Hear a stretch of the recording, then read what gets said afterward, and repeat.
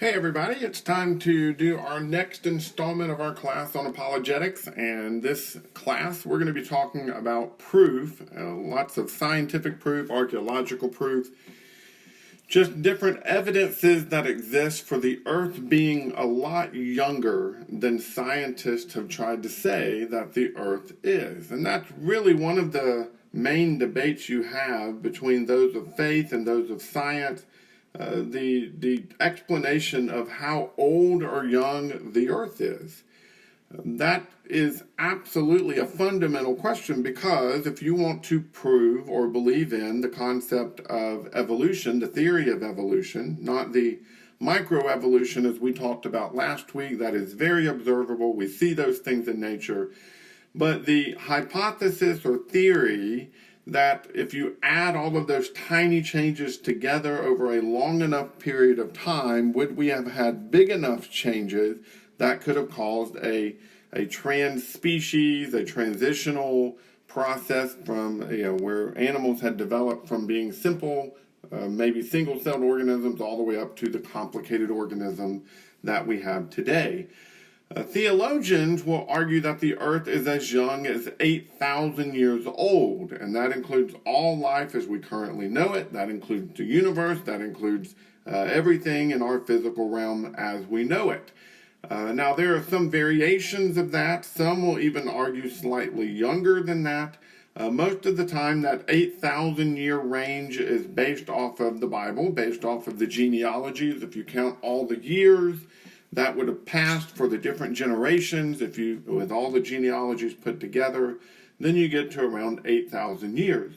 Now that assumes there's no gaps in the genealogies, which there, I think, very obviously are. But I don't believe that the Earth is anywhere near 4.54 billion years old, which is what scientists recently, or more recently, have argued. They believe that life rose in the last 3 billion years, that man evolved around 3 million years ago, and so you've got a much larger stretch of time. I think we're really, even if we want to expand past the 8,000 years of Scripture, there's plenty of evidence, even from a scientific and archaeological standpoint, that we're not looking at billions and millions of years. We're really only looking at thousands, maybe 10,000, 15,000 if we're really stretching it. And so what is that evidence that we can turn to, that we can look at, that would give us a standing for why we could believe, even from a scientific viewpoint, that the earth truly is young as opposed to being old? Well, a lot of the scientific viewpoint is based off of two main ideas. One is the geological data, or the geological strata, or the stratigraphy, which is the idea of the layers of the earth. If you look here, I believe this is a picture of the Grand Canyon. You can see a man down there on the bottom right-hand side of the screen, and give you an idea of the size of what we're looking at. But if you look at Earth, and you look at a cutout of the Earth, like what you see in something like the Grand Canyon, you see all of these layers. Well, the layers are what they call the geologic column. And so you have all these different types of stone that are laid out. And so the question is, how did they get laid out in that order? Are these different periods of time? And they would argue, yes, that these different layers were laid out over long stretches of time, and that's what gives us this idea of how the earth was laid out. Now, the way that they date those particular strata, those areas, is based off of the fossils and the records and the things that they dig out of those particular sections. So what they'll do is they'll say that there's all these different periods of time based on the fossils, and when we find fossils in a certain layer, that's how we know how old that layer is. And so we date the strata based on the fossils that we find. The problem with that, though, is that we also date the fossils based on the strata in which they're found. And so you have a bit of a circular logic there. You date each side of this, the fossils or the layer of dirt, based on each other. Now, we need some sort of third-party objective standard for why we believe these different areas, and that's where the dating methods, the radiometric dating methods come into play, and we'll talk about that a little bit later in this class period.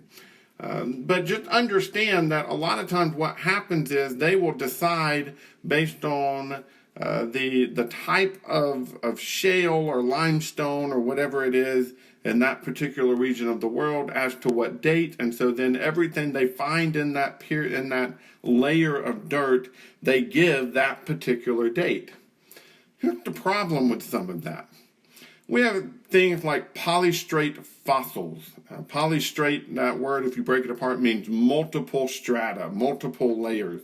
If you'll notice here, and this is a replica of what one of them would look like, but there are times when fossils transverse the layers that are supposedly separated by millions of years. And they think maybe these fossils are trees or some sort of plant life that somehow has grown through the layers. So these plants are either millions of years old and they just happen to have the dirt pile up around them over the course of millions of years, or maybe some sort of catastrophe happened. In a book called The Collapse of Evolution, Scott Hughes says polystratic trees are fossil trees that extend through several layers of strata, often 20 feet or more in length. There is no doubt that this type of fossil was formed relatively quickly, otherwise it would have decomposed while waiting for strata to slowly accumulate around it.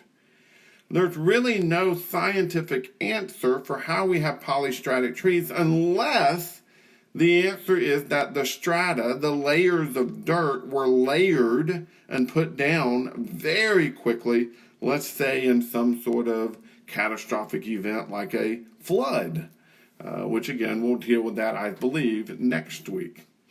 There's a metallic vase that was found in a rock as rock was blasted apart in Dorchester, Massachusetts.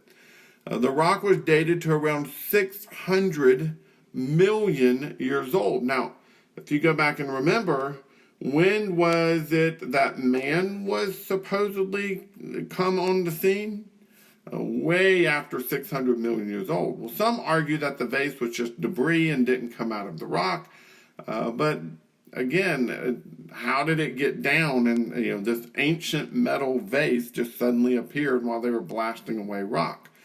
Others argue that it did, but maybe the rock's not as old as the scientists claim. Maybe the rock really isn't 600 million years old, and that maybe there was actually remnants or artifacts from mankind in that section of the strata. Groove spheres, they're hard mineral cement spheres found in South Africa and mines that are supposedly Precambrian, but we're not really sure how those spheres came to be there. They seem to be manipulated by man in some way, yet man didn't supposedly exist in the Precambrian era. There's a chalk ball that fell from the roof of a dig about 246 feet below the surface of the earth. It was embedded.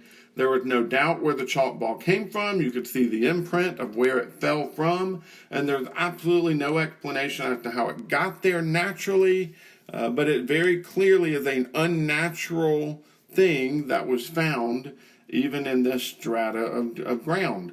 There was a marble block taken out of the ground 60 to 70 feet down, and when the marble block was cut open, or was exposed, there were two letters inside. It looked like an N and an I in our English language, or if it's Greek, and they don't exactly know where it came from, it would be a P iota. There's no explanation how it got there, and how the imprint, the letters on the rock got there, but somehow it is where man should not have been. In case those aren't clear enough, if you'll notice here in this screen, you've got there in the middle of the footprint, let me see if I can circle it here for you so you can get an idea of what we're looking at. Right here, if you'll notice, and I think there's another one right here, what you find is a trilobite inside of footprints. Now that doesn't make any sense because trilobites are supposed to have existed around 500 million years ago, long before man existed. Yet here we have a trilobite that is found in a fossil record of a sandaled footprint. And some have tried to argue, well, maybe it's just some natural occurring imprint on the ground that's not a sandal, that it's not really from man. But it looks very clearly like sandal footprints where there are trilobites inside of it. Metallic tubes were found in a chalk bed estimated to be 65 million years old. And again, it's very clearly not a fossil. It's not a meteorite, which sometimes you can find metal in meteorites, but not that. It's a man-made object of some sort that's found in a 65 million year old bed that either means that somehow it got into a place where it shouldn't have been, or maybe the bed was not actually 65 million years old. Shoe prints found in 5 million year old rock in Nevada. That doesn't make any sense. Baked clay figurines pumped up from a 300-foot deep well that was supposedly would have come from a 12 million year old layer of ground. A metal hammer with a wooden handle was dug out of a Cretaceous limestone from a 135 million year old layer. You've got all sorts of records, and these aren't all of them, but I mean, there's just a lot of records of things being found and layers of strata that shouldn't be there. And the only logical conclusion is that those strata are not really as old as we have been told they are. And again, if you go back to what we said in the beginning, the reason we think they're that old is because we've dated their animals that are found in them to be that old. So maybe those animals aren't so old. Maybe those ancient extinct animals aren't as old as we thought they were. We'll come back and talk about that in our next lesson. Another reason why we oftentimes will date things as old as we date them is because of what's called radiometric dating. You've probably heard of carbon-14 dating. There's other versions or similar types of dating, potassium-40, rubidium 87. There's several different types of uranium dating, and all of these work similarly. Basically, what they do is they say, okay, at a standard rate of decay, if we find a fossil, we can measure the amount of carbon that is still in that fossil. And at a standard consistent rate of decay, we can count backwards and see, okay, this many years ago, it would have had enough carbon in it for it to have been alive. And so we can say, okay, well, according to our dating method, it took 18 million years for this particular fossil to get to the state that it is in today. Well, the problem with that is it depends on uniformitarianism and equilibrium. Basically, what I mean there is we have to be able to prove that for those millions of years, that fossil has lain undisturbed. It has been in a situation where it could consistently decay every day the same amount, exactly the way we need it to decay in order to count backwards. But we also know that from a scientific standpoint, no one believes that our Earth has maintained its way of living for all of that time. There are natural disasters, there are worldwide disasters, there's climate changes where there's just cycles of the climate and things change in our climate. There's all sorts of things that could interfere with a consistent rate of decay that allows us to count backwards with these dating methods. And so we'll have a scientist that argues on one side that carbon dating is the best way to date, or potassium or rubidium is the best way to date things. But on the other side, they'll also recognize that those dating methods, what's needed for those dating methods to work, has not existed consistently. And that creates a problem for us as we try to really get to the bottom of what the evidence of whether these things truly are as old as we think they are. There's a lot more evidences. For instance, the sun shrinks 5 feet per hour. Don't get scared of that. The solar radius changes basically, if it's shrinking 5 feet per hour, each side of the sun shrinks in 2.5 feet per hour. And at that rate, 20 million years ago, the outer rim of the sun would have been at the Earth's orbit.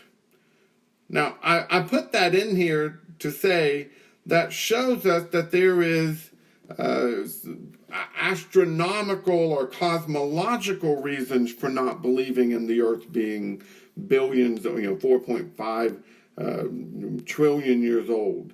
Now, what's interesting is they have found out in the last 10 years or so that the sun actually isn't shrinking, that the sun actually is shrinking and then growing and then shrinking and then growing and then shrinking and then growing, which doesn't make any sort of sense either. How is it that our sun is essentially revitalizing itself instead of shrinking at a consistent rate the way it would if it had just happened to come into place the way scientists have argued with the Big Bang and other theories that our universe just came into being?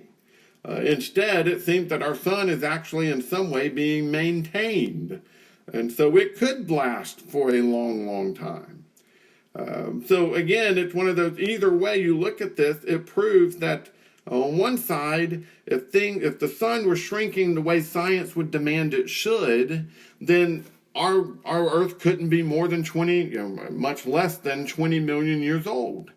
But because the sun isn't doing that, now we have no explanation as to how the sun is maintaining itself, which causes us to, again, have a reason to believe that there's something controlling all of this. The moon is pulling away from the Earth, and in only 6,000 years it's pulled away about 800 feet.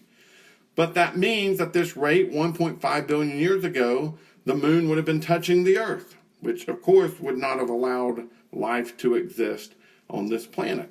The Mississippi River deposits 80,000 tons of debris, of dirt, an hour every day, which means 20 billion tons of dirt and rock are every year deposited in the ocean. Yet the ocean, if you look at it, the Gulf of Mexico, if you look at it, it's only about 1,300 feet deep, which is nothing compared to what would have accumulated in 12 million years. Somehow our oceans are not filling with debris from all the major rivers washing debris down into them. Or at least maybe the oceans aren't as old as we've been told. Comets deteriorate every time they pass the Earth, which means their maximum age is only a few million years old. The problem with that is that means they are much, much younger, and they must have come into existence somehow, some way, with no explanation as to how they came into existence. The Earth's magnetic strength has declined 6% in the last 150 years. Could you see how that could become a big problem? This is one of my favorite ones because it also proves the possibility of there being a flood. The salinization of the ocean. If you look, and we understand the water cycle, right? All that water from the Mississippi River and all the other rivers wash down into the ocean. It washes fresh water into the ocean. And then water evaporates out of the ocean. What those rivers do is they pick up the salt from the ground as they wash all that debris out into the ocean. But when the water evaporates, it evaporates fresh. And so it leaves all of that salt behind. That means the oceans are getting saltier every day. And if you look at that salt rate of how the water has been increasing in saltiness, that the oceans would have been saltless or fresh water less than 5,000 years ago. That is huge proof that maybe the oceans back less than 5,000 years ago were all fresh. We're all fresh water, which is great proof that we could have had a flood. And I know your question immediately is, well, what about all the saltwater animals? And, those saltwater animals can't survive in freshwater. Well, again, that is proof of microevolution.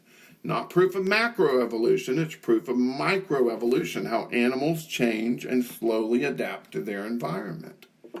There's just great proof out there for us to understand that the earth does not have to be millions and billions of years old, that instead the earth, there's plenty of archaeological evidence, scientific evidence of things that will not work if you try to argue that the earth is millions and billions of years old. Instead, a lot of the evidence points to the fact that the earth is much, much younger.